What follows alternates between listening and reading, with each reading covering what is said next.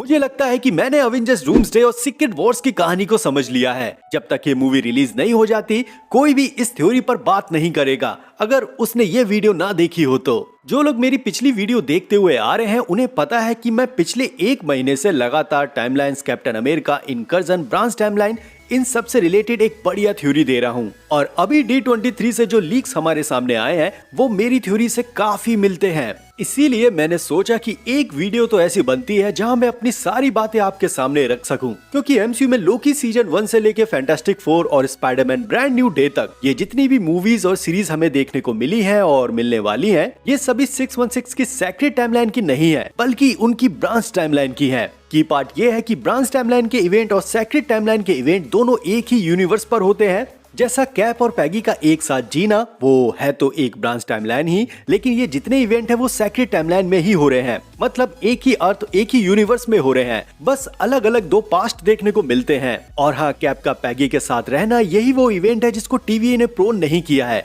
बाकी जो कैप ने स्टोन रखे थे उनको TVA ने प्रोन कर दिया, जिसके बारे में हमने अपनी पिछली वीडियो में बात की थी। सेम चीज लोकी के साथ भी थी। जब उसने टेसरेट उठाया और वो मंगोलिया पहुंचा तब एक ब्रांच टाइमलाइन बनी। ये कांड हो रहा था एक यूनिवर्स पर एक नई रियलिटी बन रही थी, लेकिन TVA यहाँ पहुंची और इस रियलिटी को मिटा दिया। क्यों? क्योंकि ये नेक्सस इवेंट था और यहीं से वेरिएंट और नई रियलिटी बनना शुरू हो जाती। लेकिन एंड गेम के बाद मल्टीवर्सल ट्री वाली चीज हमारे सामने आई और सभी नेक्सस इवेंट को होने दिए। मतलब अब कोई भी सुपर हीरोज कैसा भी डिसीजन लेता है वो एक ब्रांच रियलिटी बनाएगा, और इसको रोकने के लिए TVA भी सामने नहीं आएगा। और TVA उन सुपर हीरोज को मल्टीवर्सल टच करने से पहले रोक दे रहा था। ये सुनने के बाद अगर हम मल्टीवर्सल सागा को फिर से देखें, मतलब फेज 4 और फेज 5 को, तब Doctor Strange, Spiderman, Wanda, Monica Rambeau, Antman, America Chavez, Fantastic 4 और डेडपूल, इन सभी लोगों ने अपना एक नेक्सस इवेंट क्रिएट किया है और इसकी वजह से ये सभी एक ब्रांच रियलिटी में शिफ्ट हो गए हैं। मतलब एक पाथ पहले से डिसाइड है और इन सुपर हीरोज को इस पाथ को फॉलो करना ही होगा।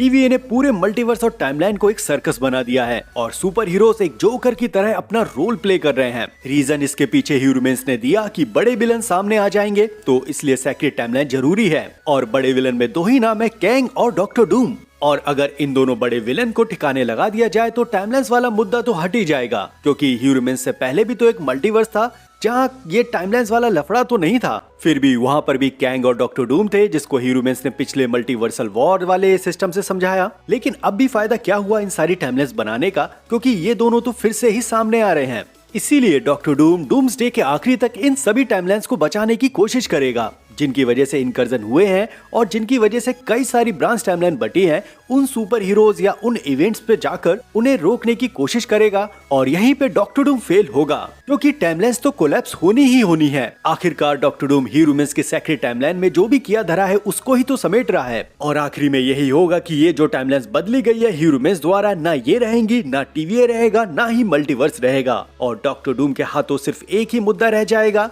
वो होगा सिर्फ बैटल वर्ल्ड सीक्रेट वॉर्स में। लेकिन इन सबसे पहले हम आज की वीडियो में डूम्सडे के बारे में ही बात करेंगे, क्योंकि मेरे पास बहुत कुछ है ऐसी सारी चीजों को बताने के लिए। चैनल पर नए हो तो प्लीज सब्सक्राइब करना। मैं इस चैनल पर सिर्फ मार्वल ही कंटेंट देता हूं और आने वाले समय पे डूम्सडे और कई सारी चीजें सामने आने वाली हैं, तो कुछ भी मिस नहीं करना चाहते और एक छोटे सपोर्ट के नाम पर चैनल को सब्सक्राइब कर सकते हो, तो करो चैनल सब्सक्राइब। फिलहाल मैं हूँ C53 से वॉचर और द वॉचर शो पे आप सभी का स्वागत करता हूँ।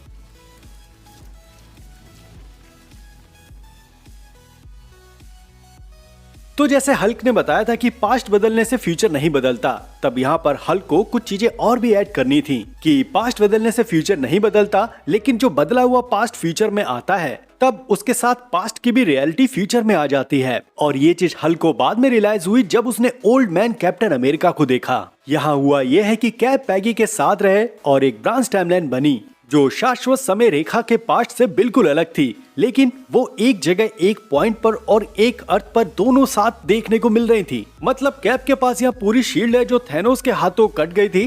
पैगी के साथ पास्ट में शादी हुई, शायद उनका बच्चा जेम्स भी इसी रियलिटी में होगा। और ये जो रियलिटी है पैगी और कैप के साथ, ये अलग नहीं है 616 यूनिवर्स से, ये दोनों एक ही जगह हो रहे हैं। बस फर्क इतना है कि ये जो ब्रांच टाइमलाइन बनी इसको हमने एंड गेम में देख ली, और ये एक ऐसी ब्रांच टाइमलाइन है जिसको TVA ने प्रो नहीं किया और ये 616 के साथ आपस में ओवरलैप करते हुए दिखाई दे रही है। और ये जो कैप की ब्रांच टाइमलाइन है यही 616 की पहली शुरुआती इनकर्जन का कारण बनेगी। और यहाँ जो ये इनकर्जन होगा ब्रांच टाइमलाइन वाला, ये 2 रियलिटी में कोलैप्स वाला होगा, जैसा हमने doctor strange multiverse of madness में देखा है। क्योंकि 616 में 2 पास्ट बन चुके हैं जो लंबे समय तक फ्यूचर के साथ चले आ रहे हैं। और हाँ, यहाँ पर ये दोनों पास्ट प्रेजेंट के ही हिस्से होंगे। और हाँ, मैं यहाँ पर एमसीयू में टाइमलाइंस और यूनिवर्स के बारे में अगर समझा दूं तो एक सेक्रेट टाइमलाइन है जो एक हमेशा से रहती है, मतलब वो निर्धारित कर दी गई है। और इसमें जो भी कांड और इवेंट्स होते हैं वो सब सेक्रेट टाइमलाइन में ही आते हैं। मतलब अगर हम इसको ऐसे देखें कि 616 की जो सेक्रेट टाइमलाइन है वो 616 के इवेंट से बनी है। और अगर कोई इन इवेंट्स को चेंज करता है तब एक नेक्सस इवेंट होता है और वो एक ब्रांच रियलिटी बनाती है, मतलब एक नए तरह का इवेंट को बनाती है। और ये जो नया इवेंट है वो भी उसी यूनिवर्स और अर्थ पर ही होगा। इसीलिए ब्रांच रियलिटी से कोई नया यूनिवर्स नहीं बनता, बल्कि इन यूनिवर्स के पास्ट और फ्यूचर में जो भी छोटे छोटे इवेंट्स हैं जिनसे एक नई ब्रांच टाइमलाइन और एक नए इवेंट बने हैं, ये उसी यूनिवर्स के हिस्सा होते हैं, लेकिन ये बदल जाते हैं। और इसीलिए तो शाश्वत समय रेखा शब्द आया है। मतलब ये जो इवेंट इस समय रेखा में होंगे ये बदलना नहीं चाहिए ह्यूमन्स की नजर में या टीवीए की नजर में। इसीलिए शाश्वत समय रेखा पर उन्हीं इवेंट्स को रखा गया जिनसे टाइम फ्लो नहीं बढ़ता, और अगर बढ़ता तो उसके लिए टीवीए था अपनी टाइम वेरिएंस अथॉरिटी के नाम पर। इसीलिए आगे जहाँ जहाँ ब्रांच रियलिटी की बात होगी वो एक ऐसी रियलिटी होगी जो होगी एक ही यूनिवर्स पर, लेकिन वो पास्ट में कुछ चेंज की वजह से थोड़ी बदल गई है। फॉर एग्जाम्पल, जैसे एंड गेम में कैप एक जगह स्टोन रखने जा रहे थे और दूसरी तरफ हमें ओल्ड मैन कैप्टन अमेरिका देखने को मिले। मतलब एक जगह तो कैप ने शाश्वत समय रेखा के हिसाब से अपना पास्ट प्रेजेंट जिया, मतलब जो हमने कैप्टन अमेरिका मूवीज देखी है और उनमें जो उनकी ओरिजिन कहानी रही है इन्फिनिटी सागा तक, वो हमें देखने को मिली। दूसरी तरफ उसी यूनिवर्स में कैप ने पैगी के साथ अपनी जिंदगी बिताने का फैसला किया और ये एक ब्रांच रियलिटी बनी जहाँ इनके बच्चे भी हो सकते हैं, क्योंकि इनके एक बच्चे का नाम जेम्स भी है। कुल मिलाकर कहने का मतलब ये है कि ब्रांच टाइमलाइन अपने यूनिवर्स के सेक्रेट टाइमलाइन के इवेंट से ही बने होते हैं, साथ ही ये एक ही यूनिवर्स को शेयर करते हैं अपनी अलग अलग रियलिटी से। और एंटमैन क्वांटममेनिया में ये चीज नोटिस भी हुई थी, जहां स्कॉट को ये लग रहा था कहीं उसने गलती से कैंग को आजाद तो नहीं कर दिया। तब कई क्रिएटर्स ने ये नोटिस भी किया कि यहाँ पर ये जो एंटमैन आखिरी में देखने को मिला है ये रियलिटी थोड़ी बदली हुई लग रही है, या इसको ये भी बोल सकते हैं कि स्कॉट एक ब्रांच रियलिटी की लाइफ जी रहा है। और अब ये चीज सेंस भी बना रही है क्योंकि यहाँ टीवीए तो है नहीं स्कॉट को ये बताने के लिए कि तुम एक ब्रांच रियलिटी में जी रहे हो या तुम्हारी वजह से टाइम फ्लो बटा है और एक नेक्सस इवेंट क्रिएट हुआ है। क्योंकि जो भी कांड हुआ है एंटमैन क्वांटममेनिया में वो एंटमैन फैमिली के लिए एक नेक्सस इवेंट ही तो है, और इन्हें ये सब बताने के लिए कोई भी सामने नहीं आ रहा। इसलिए यहाँ से इवेंट पूरा एक ब्रांच रियलिटी में शिफ्ट हो जाता है। जैसे लोकी ने टेसेरेट उठाया और वहाँ से भागा, यहाँ अगर टीवीए नहीं आता तो लोकी के साथ हमें भी ये पता नहीं चलता कि यहाँ से एक ब्रांच टाइमलाइन बनना शुरू हुई है, वो भी सेम अर्थ और सेम रियलिटी के साथ। वही सोचो अगर टीवीए यहाँ नहीं होता तो हमें यही लगता कि लोकी एक जगह से दूसरी जगह टेलीपोर्ट हुआ है, और हमें ये भी लगता कि अब आगे लोकी मरेगा नहीं क्योंकि उसने अपनी कहानी को बदल दिया है। लेकिन एमसीयू में यही तो सेक्रेट टाइमलाइन और ब्रांच टाइमलाइन का गेम है। फिलहाल जब यहाँ पे लोकी ने टेसेरेट उठाया, अब यहाँ से लोकी की रियलिटी बदलने वाली थी। इसको नोटिस करने के लिए ब्रांच टाइमलाइन जैसी चीजें सामने आई जो यहाँ से लोकी को टीवीए की तरफ ले गई, और सेक्रेट टाइमलाइन के साथ ये जो लोकी की नई रियलिटी और ब्रांच टाइमलाइन बनती, टीवीए ने इसका वजूद ही खत्म कर दिया। सेम चीज एंटमैन क्वांटममेनिया में स्कॉट के साथ हुई, क्योंकि उसका ये जो नेक्सस इवेंट है वो कैंग की तरफ ले गया, और इसलिए टीवीए रोकने के लिए नहीं आया, ना ही इंटरफेयर किया कि ये बता सके कि ये ब्रांच रियलिटी बन रही है यहाँ से। तो ऐसे एंटमैन एक ब्रांच रियलिटी में शिफ्ट हुआ। ऐसे ही स्पाइडरमैन के साथ हुआ वो मैजिकल इनकर्जन, जहां डॉक्टर स्ट्रेंज की मदद से स्पाइडरमैन ने अपनी आइडेंटिटी को भुलाना चाहा। तब हमारे सामने एक मल्टीवर्सल क्राइसिस आया। इसीलिए फार फ्रॉम होम जो स्पाइडरमैन का इवेंट है वो एक नेक्सस इवेंट होना चाहिए, और ऐसे स्पाइडरमैन फार फ्रॉम होम से एक ब्रांच रियलिटी में जी रहा है। वांडा भी एक ब्रांच टाइमलाइन में शिफ्ट हुई, और इसकी शुरुआत हुई थी वांडा विजन से, जहां वो अपने बच्चों को मल्टीवर्स में देखती है,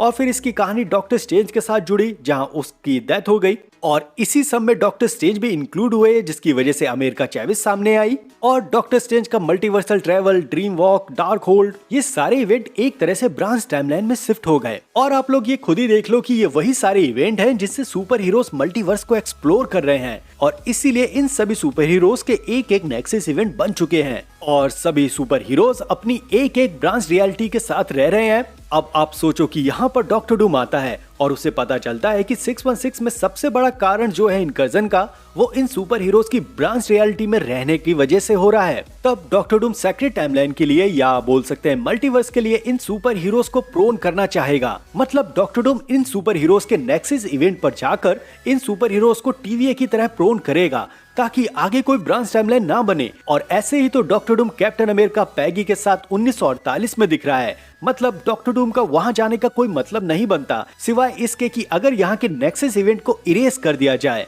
वही जो डूम्सडे से हमारे सामने स्कॉट का ये जो लीक फुटेज आया, यहाँ पर भी स्कॉट लैंग ने वही कपड़े पहने हैं जो एंटमैन क्वांटममेनिया की शुरुआत में पहने थे और उसकी एंडिंग में भी यही कपड़े थे। मतलब अगर हम इस चीज को ऐसे देखें कि एंटमैन का यहाँ ये जो नेक्सस इवेंट है वो यही हो सकता है कि एंटमैन की बेटी ने जब एक सैटेलाइट कम्युनिकेशन बनाया था क्वांटम रेल्म के लिए, शायद यही स्कॉट लैंग का एक नेक्सस इवेंट हो और इसी को रोकने के लिए डॉक्टर डूम आए। यही स्पाइडरमैन के साथ हो जब उसके साथ ये नेक्सस इवेंट हुआ होगा मिस्टीरियो वाला। ऐसे ही दूसरे सुपर हीरोज जैसे वांडा और डॉक्टर स्ट्रेंज के लिए भी नेक्सस इवेंट होगा और डॉक्टर डूम इनका साथ लेगा या देगा और इनकी रियलिटी को मिटाएगा। और यहाँ पे ये जो रियलिटी मिटाने की बात मैं कर रहा हूँ वो ब्रांच टाइमलाइन की रियलिटी मिटाने की बात कर रहा हूँ, जिसका सेक्रेट टाइमलाइन पर कोई फर्क नहीं पड़ता और इसको हमने लोकी सीजन 1 में अच्छे से देखा है। तो कुल मिलाकर डॉक्टर डूम अलग अलग सुपर हीरोज के नेक्सस इवेंट पर गया जहाँ से इन सुपर हीरोज ने एक अपनी रियलिटी को बनाना शुरू कर दिया था।